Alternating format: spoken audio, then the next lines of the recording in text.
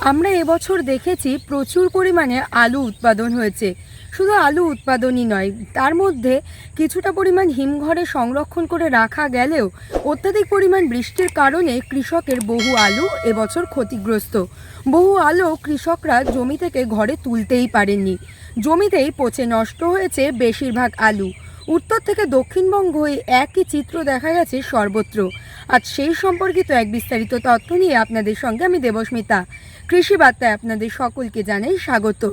অনেক ক্ষেত্রে দেখা যায় বাজারে সঠিক মাত্রায় দাম না পাওয়ায় আলু সহ বিভিন্ন ফসল কিন্তু নষ্ট হয়ে যায়, কৃষকরা বিক্রি করতে পারেন না। কিন্তু এই ধরনের প্রসেসিং প্রোডাক্ট কৃষকদের আয়ের মুখ দেখাবে। এই বিষয়ে নদিয়া ডিস্ট্রিক্ট চেম্বার অফ কমার্সের পিআরও আমাদের কি জানাচ্ছেন, শুনে নেব।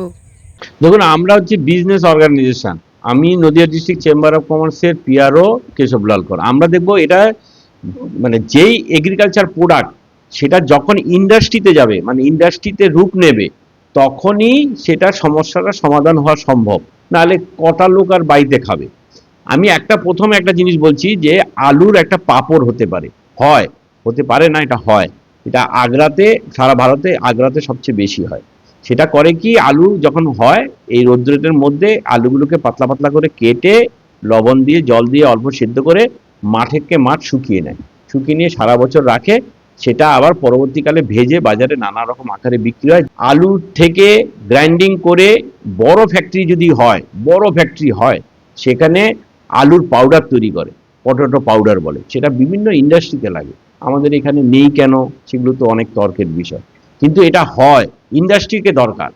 তাছাড়াও আলুর কনজামশনটা বাড়াতে হবে। যেমন আমরা ছোটবেলায় আগে মিষ্টির দোকান বা এইসব পাড়াতে আপনারা যদি খেয়াল করবেন যে আলুর দম একটা হতোই।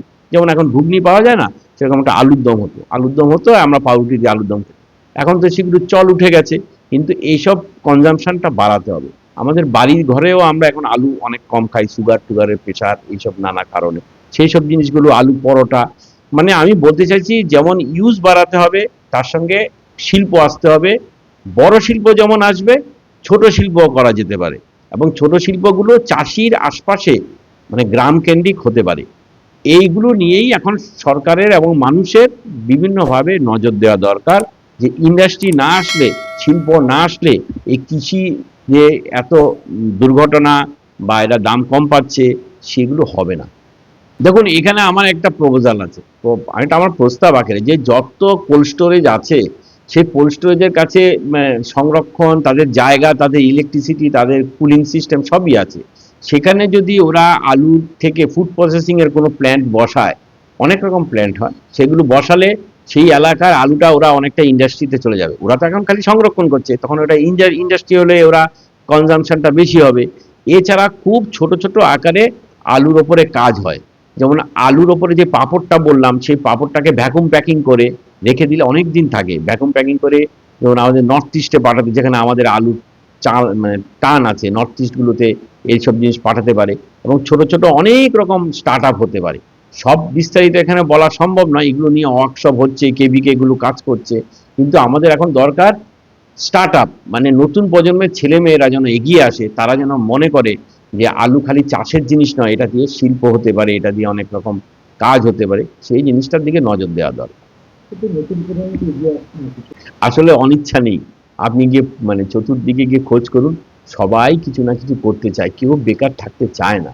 সমস্যা হচ্ছে আমরা কি ইকোসিস্টেম দিতে পেরেছি, আমরা কি পরিবেশ দিতে পেরেছি, আমরা কি কোনো একটা কাজ নিয়ে কোথাও গেলে সঙ্গে সঙ্গে কাজটা হয়ে যায়, পেপার ওয়ার্কস দিতে পারি? এটা কখনোই আমরা দিতে পারি না। আমাদের ইকোসিস্টেমটা ঠিক করতে হবে। ছোট থেকে হা চাকরি না করিয়ে বাচ্চাদের স্কুলে পড়াতে হবে যে ক্ষুদ্র শিল্প করতে হয়, ক্ষুদ্র শিল্প আমাদের ভবিষ্যৎ, এটা দিয়ে কাজ করা যায়। সেগুলো তো স্কুল লেভেলে কোনো পড়াশোনানো হয় না, এবং স্কুলের যে পাঠ্যপুস্তক আছে সেখানে ক্ষুদ্র শিল্প নিয়ে আলাদা কোনো পেপারও নেই। সেগুলোকে দাঁড় করাতে হবে, তবে না বাচ্চারা আসবে। নাহলে তো ওরা বাইরে চলে যাচ্ছে বেকার খাটতে, ওরা যাচ্ছে অন্য দেশে গিয়ে অন্য বড় বড় কাজ হচ্ছে, কিন্তু ওদের দেশে অট্টালিকা হচ্ছে, ওদের দেশে বিল্ডিং হচ্ছে আমাদের শ্রমিকদের দিয়ে, কিন্তু আমাদের সম্পদ কি তৈরি হচ্ছে? এটাই আমাদের দুঃখ। আমরা শুনলাম যে কোনো ধরনের ফসল বা এই ধরনের যেমন আলু বা টমেটো এই ধরনের ফসল থেকে যদি প্রসেসিং বিভিন্ন প্রোডাক্ট তৈরি করা যেতে পারে তবে কিন্তু কৃষকদের ক্ষতির সম্ভাবনা অনেকটাই কমে যাবে এবং বহু কৃষক বর্তমানে এই ধরনের ইউনিটের সঙ্গে কিন্তু যুক্ত আছেন। তাই আপনারা যারা ভাবছেন যে আপনাদের জমির ফসল থেকে এই ধরনের প্রসেসিং প্রোডাক্ট তৈরি করবেন তারা অবশ্যই সঠিক মানের প্রশিক্ষণ নিয়ে এগিয়ে আসতে পারেন, অথবা কৃষি বিজ্ঞান কেন্দ্র, কৃষি দপ্তর, উদ্যান পালন দপ্তরে সরাসরি যোগাযোগ করলে আপনারা এই বিষয়ে সহযোগিতা পাবেন বলে আমরা আশা রাখছি। এরকম আরও নতুন নতুন তথ্য জানতে অবশ্যই ফেসবুকে আমাদের কৃষি বার্তা পেজটিকে ফলো করে রাখুন এবং ইউটিউবে আমাদের কৃষি বার্তা চ্যানেলটিকে সাবস্ক্রাইব করে বেল আইকনটি প্রেস করে রাখুন যাতে সবার প্রথমে নোটিফিকেশনটি আপনার কাছেই পৌঁছে যায়। নমস্কার।